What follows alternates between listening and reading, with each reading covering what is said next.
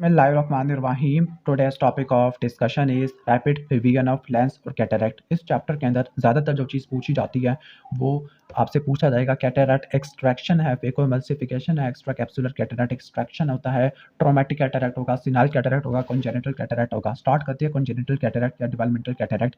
Cataract होता ही है कि डोपेसिफिकेशन होती है क्रिस्टलाइन लेंस की, या तो उसके सब्सटेंस की या उसकी कैप्सूल की, वेदर डेवलपमेंटल और एक्वायर्ड। तो जो डेवलपमेंटल या कॉन्जेनिटल होता है उसको बोलते हैं कॉन्जेनिटल या डेवलपमेंटल कैटरैक्ट, जो कि at the time of birth होता है या डेवलप होता है इन द अर्ली चाइल्डहुड। ये ऑटोसोमल डोमिनेंट होता है, बायलैटरल होता है। इसके डिफरेंट क्लिनिकल टाइप है। ये रट्टा मारना की सबसे मोस्ट कॉमन जो टाइप होती है वो हमारी ब्लू डॉट या पंक्टेट केराटाइटिस होती है। केराटाइटिस नहीं, पंक्टेट कैटरैक्ट होती है। लेकिन जो ऐसी टाइप जो कि विजुअल इंपेयरमेंट कराती है वो जोनुलर या लैमेलर कैटरैक्ट होता है, जिसको पेरीन्यूक्लियर कैटरैक्ट भी कहते हैं। ओके, अब ये बायलैटरल होता है। मालन्यूट्रिशन, विटामिन डी या हाइपोथायरॉयडिज्म की वजह से देखने को मिलता है। सेंट्रल ऑयल ड्रॉपलेट कैटरैक्ट आपको गैलेक्टोसीमिया में देखने को मिलता है। बाकी मेम्ब्रेनस कैटरैक्ट और कंप्लीट कैटरैक्ट है। अब जो कॉन्जेनिटल कैटरैक्ट की तीन एटियोलॉजी होती है, मैटरनल, फीटल और इडियोपैथिक। तो जो मैटरनल है, मैटरनल में इन्फेक्शन कंजेनिटल रूबेला सबसे मोस्ट कॉमन है। नंबर 2, इंट्रा यूट्राइन हाइपोक्सिया और placental insufficiency, for example pre eclampsia और एक्लैम्पशिया। रेडिएशन के अंदर एक्स-रे, गामा रे, बीटा रे आ जाती है, यानी आयोनाइजिंग रेडिएशन है। ड्रग्स में कॉर्टिकोस्टेरॉइड्स की वजह से भी कैटरैक्ट हो जाता है। और लास्ट में डायबिटीज मेलाइटस है। ओके, माल न्यूट्रिशन की वजह से कौन सा होगा? जोनुलर कैटरैक्ट होगा। माल न्यूट्रिशन, विटामिन डी और हाइपोथायरॉयडिज्म है। फीटल के अंदर आपके हेरिडिटरी आ जाती है, लाइक ऑटोसोमल डोमिनेंट मोस्टली है। डाउन सिंड्रोम आ जाते हैं। ऑकुलर एनोमली के अंदर एनिरिडिया, परसिस्टेंट हाइपरप्लास्टिक प्राइमरी विट्रस आ जाएगा। मेटाबॉलिक के अंदर ग्लैक्टोसीमिया, जिसमें ऑयल ड्रॉपलेट कैटरैक्ट होता है। लोवे सिंड्रोम, लोवे सिंड्रोम में क्या होता है कि आपको अमीनो एसिड का मेटाबॉलिज्म खराब देखने को मिलता होता है। क्लियर? ठीक है। या फोर्सेप्स डिलीवरी की वजह से। क्लिनिकल फीचर के अंदर क्या होता है कि अगर लार्ज सेंट्रल कैपेसिटी है तो नजर नहीं आएगा, लिकोकोरिया होता है, एब्नॉर्मल मूवमेंट होती है, निस्टैग्मा स्क्विंट होता है। क्लियर? तो अब हम देख लेते हैं डिफरेंशियल डायग्नोसिस ऑफ ल्यूकोकोरिया, खासतौर पर बच्चों के अंदर। इसका निमोनिक है, ट्रेस टी से टॉक्सोकैरियल ग्रैनुलोसिस, टॉक्सोकैरिएसिस होता है या टॉक्सोकैरियल ग्रैनुलोमा होता है पैरासाइट की वजह से। ओके, ठीक हो गया। इसके बाद हम आगे आ जाते हैं। टी-आर से क्या होगा? आर से रेटिनोब्लास्टोमा और रेट्रोलेंटल फाइब्रोप्लेजिया हो जाएगा। ए से हमारा होगा anterior persistent hyperplastic primary vitreous. C से कॉट डिजीज और कॉन्जेनिटल कैटरैक्ट और ई फॉर एंडोफ्थल्माइटिस आ जाती है। अब इसकी डायग्नोसिस और इन्वेस्टिगेशन कैसे करनी है? पार्शियल कैटरैक्ट है तो आपने फंडस एग्जामिनेशन और रेटिनोस्कोपी करनी होती है। लेकिन अगर टोटल कैटरैक्ट है तो आपने 20 स्कैन करना है, जिसको ब्राइट स्कैन भी कहते हैं, जिसके अंदर आप क्या करोगे? आप 20 स्कैन के अंदर आप क्या करते हो? आपने क्या देखना है? पोस्टीरियर सेगमेंट ऑफ आई को देखना है to rule out retinal detachment और रेटिनोब्लास्टोमा, बिकॉज इन दोनों की वजह से ल्यूकोकोरिया हो सकता है। ए स्कैन के अंदर आपने क्या करना होता है? एक्सियल लेंथ को कंपेयर करना होता है। क्लियर? ठीक हो गया। अब बाकी लेबोरेटरी एग्जामिनेशन के अंदर क्या क्या चीज़ है? लेबोरेटरी एग्जामिनेशन के अंदर निमोनिक के यूएसएस या यूएस डॉलर होते हैं। यू से यूरिन एग्जामिनेशन, सीरम बायोकेमिस्ट्री और सीरोलॉजिकल टेस्ट आ जाएगा। सीरोलॉजिकल में टॉर्च को देखा जाता है, toxoplasmosis, rubella, cytomegalo virus, herpes simplex virus. Urine के अंदर क्या देखा जाएगा? यूरिन के अंदर रिड्यूसिंग सब्सटेंस को देखा जाएगा आफ्टर मिल्क फीडिंग और अमीनो एसिड की स्क्रीनिंग दी जाती है। गैलेक्टोसीमिया के अंदर ग्लूकोज या गैलेक्टोज को देखा जाता है, अमीनो एसिड की स्क्रीनिंग लोवी सिंड्रोम में की जाती है। सीरम बायोकेमिस्ट्री के अंदर हम फास्टिंग ब्लड ग्लूकोज लेवल को देखते हैं। ब्लड ग्लूकोज हो गया, ब्लड कैल्शियम हो गया, ब्लड फास्फोरस हो गया, गैलेक्टोकाइनेस एंजाइम हो गया, आरबीसी ट्रांसफेरेज हो गया। ठीक है। बाकी ट्रीटमेंट के अंदर दो चीज़ें, लेंस एस्पायरेशन और लेंसेक्टमी। लेंसेक्टमी के अंदर क्या करते हैं? लेंस के साथ हम एंटीरियर विट्रस को भी निकाल देते हैं। कैसे निकालते हैं? विट्रस कटर, इन्फ्यूजन और सक्शन करते हैं। पहले विट्रस को कट करेंगे, फिर इन्फ्यूज करेंगे और सक कर लेंगे। ठीक हो गया। ऐसे कॉन्जेनिटल कैटरैक्ट में करते हैं, जो कि आगे दूसरी चीज़ों की वजह से होती है। सेकेंडरी कैटरैक्ट में करते होते हैं, for example chronic interior uveitis, ectopia lentils और सबलक्सेशन ऑफ लेंस है। लेंस एस्पायरेशन में क्या टाइप है? जनरल एनेस्थीसिया देते हैं, कॉर्नियोसेक्युलर इंसिजन देते हैं। ओके, तो दो मेथड है हमारे, लेंसेक्टमी और लेंस एस्पायरेशन। लेंस एस्पायरेशन में एनेस्थीसिया देती है, कॉर्नियोसेक्युलर इंसिजन देती है लिम्बस के ऊपर। पहले एंटीरियर कैप्सूल निकालेंगे, फिर इसके बाद हम लेंस मैटर को निकाल देते हैं with the balance salt solution. ठीक है। फिर पोस्टीरियर कैप्सूलोटमी करेंगे विद एंटीरियर विट्रेक्टमी, ताकि हम पोस्टीरियर कैप्सूल के पैसिफिकेशन को प्रिवेंट कर सके। और इसके बाद इंट्राओकुलर लेंस डालेंगे। रट्टा मार लेना कि जब भी हम इफेकिया करते हैं या लेंस को या कैटरैक्ट को निकाल देते हैं तो हम 4 मेथड से करते हैं visual rehabilitation. Number 1 spectacle, contact lens, intraocular lens, और इसके बाद हम क्या देते हैं? हम कोई सर्जरी कर सकते हैं, वो हम आगे जाके एक्सप्लेन करेंगे। लेकिन जो इंट्राओकुलर लेंस होता है वो आपने 2 साल के बाद देनी है, क्योंकि जब ओकुलर ग्रोथ होती है 2 साल तक आके कंप्लीट हो जाती है। या यूनिलैटरल कैटरैक्ट है, यूनिलैटरल कैटरैक्ट के अंदर कभी भी ग्लासेस नहीं देने, क्योंकि डिप्लोपिया हो जाएगा। क्लियर? अब इसकी कॉम्प्लिकेशन क्या होती है? पोस्टीरियर कैप्सूल की पैसिफिकेशन होना शुरू हो जाती है, सेकेंडरी मेम्ब्रेन की फॉर्मेशन हो जाती है अगर आपने यूवाइटिस को ठीक नहीं किया। ओके, और सेकेंडरी ग्लूकोमा हो सकता है। विजुअल रिहैबिलिटेशन के वही मेथड बताए हुए स्पेक्टिकल्स होते हैं। ओके, स्पेक्टिकल आपने बायलैटरल में यूज़ करने हैं, यूनिलैटरल में कॉन्टैक्ट लेंसेज और इंट्राओकुलर इम्प्लांटेशन आपने 2 साल तक आपने अप्लाई करने होते हैं। इसके बाद एक्वायर्ड कैटरैक्टस में एक्वायर्ड पैसिफिकेशन होती है क्रिस्टलाइन लेंस की। ओके, एज की वजह से मोस्ट कॉमन होता है, ट्रॉमा की वजह से सेकंड मोस्ट कॉमन है, लाइक ब्लंट ट्रॉमा की वजह से होता है, उसको रोसेट कैटरैक्ट या स्टीलिएट कैटरैक्ट कहते हैं, जिसमें पोस्टीरियर लेंस कैप्सूल की पैसिफिकेशन होना शुरू हो जाती है। ओके, मेटाबॉलिक डिसऑर्डर के अंदर diabetes mellitus, galactosaemia, hypocalcaemia, hypothyroidism है। और कुछ ओकुलर डिजीज होती है जिनकी वजह से कॉम्प्लिकेटेड या सेकेंडरी कैटरेक्ट हो सकता है। वो कौन-कौन से लाइक एंटीरियर सेगमेंट के अंदर कॉर्नियल अल्सर हो सकता है, एक्यूट कंजेस्टिव ग्लोकोमा और एंटीरियर यूवाइटिस। पोस्टीरियर सेगमेंट के अंदर रेटिनाइटिस पिगमेंटोसा और डीजेनरेटिव या पैथोलॉजिकल मायोपिया। इसकी वजह से कॉम्प्लिकेटेड या सेकेंडरी कैटरेक्ट हो सकता है। और एक आफ्टर कैटरेक्ट होता है जो कि आगे पोस्टीरियर कैप्सूल की ओपेसिफिकेशन की वजह से होता है, सर्जरी के बाद देखने को मिलता होता है। क्लियर? ड्रग्स कॉर्टिकोस्टेरॉइड की वजह से भी हो सकता है। मायोटोनिक की वजह से पॉलीक्रोमैटिक क्लस्टर या क्रिस्मस ट्री होता है। डायबिटीज की वजह से स्नोफ्लेक या स्नोस्टॉर्म कैटरेक्ट होता है। क्लियर? बाकी ये चीज़ें आ जाती है। आगे जो सिनाइल कैटरेक्ट है उसको एज रिलेटेड कहते हैं, इसको 3 में डिवाइड करते हैं। 50 से अबव देखने को मिलता है तो उसको 3 में डिवाइड करते हैं। पोस्टीरियर सब कैप्सुलर जिसको क्यूपोलीफॉर्म कहते हैं, कॉर्टिकल क्यूनिफॉर्म है, जबकि न्यूक्लियर वाला 25 है। मोस्ट कॉमन कौन सा होता है? कॉर्टिकल होता है, जो कि नाइट ब्लाइंडनेस करवाता है। पोस्टीरियर सब कैप्सुलर ये आपका विजुअल डिटोरिएशन करवाता है। न्यूक्लियर कैटरेक्ट आपका डे ब्लाइंडनेस करवाता है। क्लियर? अब ये वाला जो पोस्टीरियर सब कैप्सुलर होता है इसमें सोसर शेप ओपेसिटी होती है। सोसर शेप ओपेसिटी होती है किसके अंदर? Central part of the posterior cortex के अंदर, just anterior to the posterior capsule. ठीक हो गया? पोस्टीरियर कैप्सूल से थोड़ा-सा एंटीरियर यानी कि सब कैप्सुलर होता है और ये नोडल पॉइंट की लोकेशन है। दैट इज़ व्हाई सबसे ज़्यादा विजुअल डिटोरिएशन आपको पोस्टीरियर सब कैप्सुलर कैटरेक्ट में देखने को मिलती है, खास तौर पर डे टाइम में due to constriction of प्यूपिल।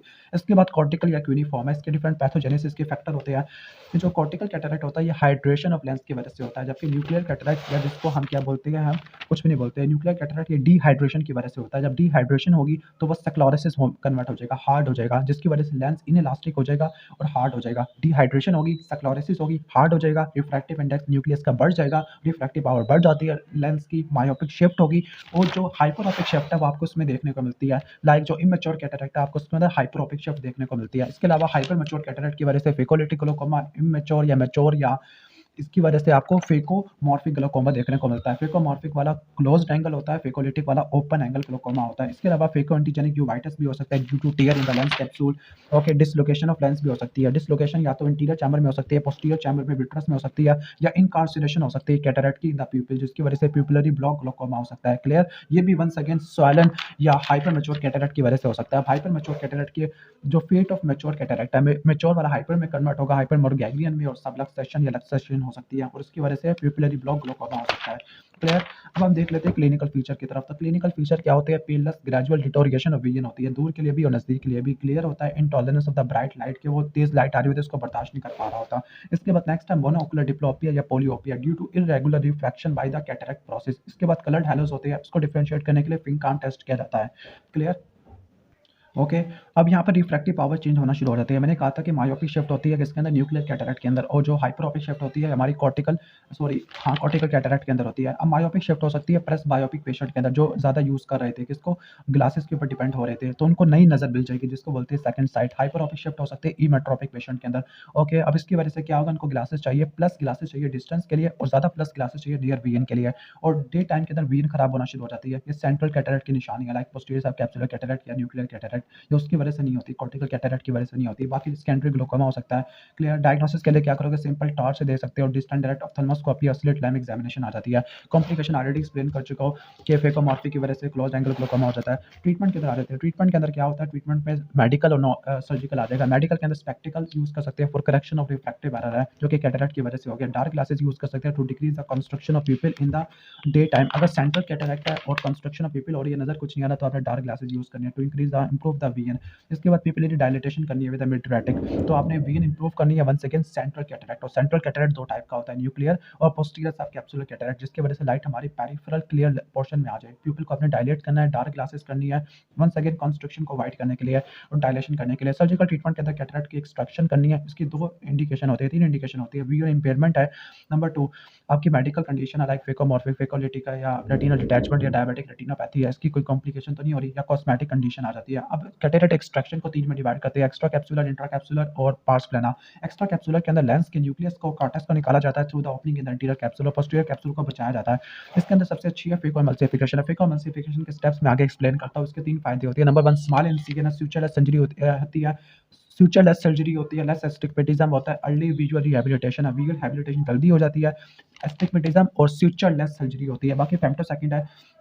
Okay okay, sorry for that. आगे फेमटोसेकंड लेजर के अंदर क्या यूज़ करते हैं? एनडीवाईजी लेजर यूज़ करते हैं जिसमें 1053 नैनोमीटर की वेवलेंथ होती है। इसके बाद हम आगे यूज़ करते हैं कैटरेक्ट एक्सट्रैक्शन के अंदर क्या होता है कि ये आप रिमूव करते हैं कैटरेक्ट को विद इन इट्स कैप्सूल, यानी कैप्सूल को भी निकाल देते हैं। आपके 3 मेथड होती है, एक्सप्रेशन, अरूगा मेथड और क्रायो एक्सट्रैक्शन मेथड। एक्सट्रैक्शन के अंदर 6 और 12 पोजीशन के ऊपर आप प्रेशर लगाते होते हैं, क्लियर। और लास्ट में पार्स प्लाना विट्रेक्ट में, जो कि पार्स प्लाना रूट के जरिए की जाती है, कॉन्जेनिटल कैटरेक्ट में की जाती है, तो पिपल डायलेट नहीं होता या दूसरी सर्जरी इंडिकेटेड नहीं होती। प्री ऑपरेटिव इवैल्यूएशन के अंदर आपने हिस्ट्री लेनी है, ऑकुलर एग्जामिनेशन करना है, विजुअल फंक्शन असेसमेंट करनी होती है, क्लियर। सिस्टमिक एग्जामिनेशन है, इन्वेस्टिगेशन और बायोमेट्री होती है। बायोमेट्री कैसे मालूम करोगे? एसआर के फार्मूले से करोगे। ओके, इसका फार्मूला देख लो, ए माइनस 2.5 एल माइनस 0.95, यानी आपको दो चीज़ें चाहिए, आपको एक्सियल एन चाहिए और आपको कॉर्नियल कर्वेचर चाहिए। एक्सियल एन कैसे निकालोगे? ए स्कैन से, और कॉर्नियल कर्वेचर कैसे निकालोगे आप?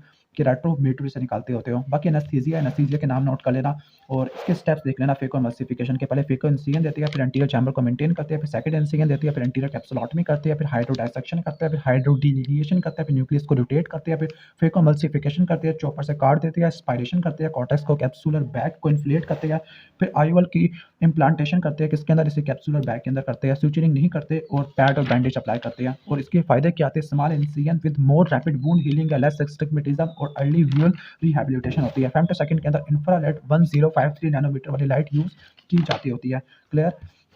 और इसके अंदर सेक्लेरोकॉर्नियल टनल यूज़ किया जाता है, बाकी कन्वेंशनल होती है। टाइप्स ऑफ आईओएल, तो जो आईओएल होती है कितने टाइप की होती है? फोल्डेबल और होती है, एक सिंगल पीस होती है, पीएमएम वाले होते हैं, पॉलीमिथाइल मेथाक्रेलेट वाली होती है। ओके, अब एंटीरियर चैम्बर इंट्राओकुलर लेंस हम क्यों नहीं डालते? पोस्टीरियर चैम्बर में क्यों डालते हैं? बिकॉज क्योंकि अगर डाल दिया तो इसकी वजह से क्या होगा? GACAD, जी से ग्लोकोमा हो सकता है, एंटीरियर यूवाइटिस हो सकता है, कॉर्नियल एंडोथेलियल डैमेज हो सकता है, कॉर्नियल एडिमा हो सकता है, आगे बता दिया। और उसके अलावा सिस्टॉइड मैकुलर एडिमा हो सकता है, डिस्टॉर्शन ऑफ पीपल शेप हो सकती है। अब आईओएल डिजाइन डिफरेंट टाइप के होते हैं, लाइक जो रिजिड होता है पॉलीमिथाइल मेथाक्रेलेट से बना हुआ होता है, क्लियर। ठीक हो गया। इसके लिए आपको बड़ा इंसिजन चाहिए होता है, तकरीबन 5 mm फॉर इंसर्शन। फ्लेक्सिबल के लिए आपको छोटा इंसिजन भी चल जाता है। इसके आगे मजीद टाइप होती है, फोल्डेबल होता है, रोलेबल होता है, फिर इसके बाद मल्टीफोकल होता है, जो कि डिस्टेंस के लिए और नियर विजन दोनों के लिए इस्तेमाल करते हैं। और जो टॉरिक वाला होता है हम इस्तेमाल करते हैं स्टिग्मेटिज्म के अंदर। अब जो कॉम्प्लिकेशन है उसको हम 3 में डिवाइड करते हैं। पोस्ट ऑपरेटिव को मेनली हमने पढ़ना है। पोस्ट ऑपरेटिव में जो 3 हफ्ते तक होती है या 4 हफ्ते तक होती है उसको अर्ली बोलते हैं, जिससे लेट होती है वो आपको लेट में देखने को मिलती है। अर्ली का जो निमोनिक है बड़ा अजीब सा निमोनिक होता है, विच सैक है। डब्ल्यू से क्या होगा? वुंड लीकेज है। एच से हाइपीमा होता है, आई से हाइड्रोसाइक्लाइटिस, आइरिस प्रोलैप्स आ जाते हैं, सी से आपका कोरोइडल डिटैचमेंट आ जाती है, इसके अलावा सैक है। एस से क्या होगा? एस से सेकेंडरी ग्लोकोमा हो जाएगा, ए से एक्यूट इन्फेक्शन या एक्यूट एंडोथेल्माइटिस हो जाएगा, सी से कॉर्नियल एडिमा हो जाएगा। और याद करना है कि एक्यूट एंडोथेल्माइटिस और कॉर्नियल एडिमा ये क्रॉनिक में भी आते हैं। क्रॉनिक का निमोनिक है क्रोप, सी से हो जाएगा क्रॉनिक एंडोथेल्माइटिस हो जाएगा, कॉर्नियल डिकम्पेंसेशन भी हो सकती है, कॉर्नियल एडिमा भी हो सकता है, आर से रेटिनल डिटैचमेंट है, ओ से आपका हो जाएगा opacification of the posterior capsule. आप इसको मजीद 3 में डिवाइड करते हैं, प्राइमरी, एलिशनल, पल्स और लास्ट में कैप्सुलर फाइब्रोसिस होती है। ओके, और उसको ठीक करने के लिए एंटीवाइज लेजर यूज करते हैं। याद करना है कि फेमटोसेकंड में भी यूज करते थे।